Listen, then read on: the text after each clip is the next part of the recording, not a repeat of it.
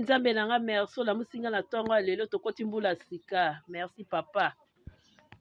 Shadow lamuka nakola tosambela lelo le 1er janvier lamuka tosambela tokoti mbula sika ebele bakufi papa lamuka tobondela nzambe abateli biso amemi biso na mbula sika lamuka.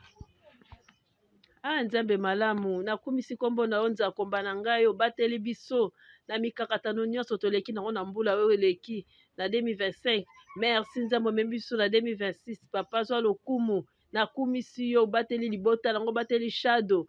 Merci Jésus, merci oza penza malamu nzambe. Shadow lamuka talo ningo ozonimba mwana nga lamuka otindela biso nzemba louange lamuka otinda nzemba louange tosambela toyemba tosambela tokumisa nzambe lamuka te papa lamuka tinda nzemba louange. Bonjour maman. Shadow tinda nzemba louange bien tinda nzemba papa tokumisa nzambe toyemba tobina tinda nzembo tinda. Alléluia, amen. Tokoyema nzembo moko ya nguya mpona ebebisa misala ya satana na mbula oyo. Mama beta maboko makasi.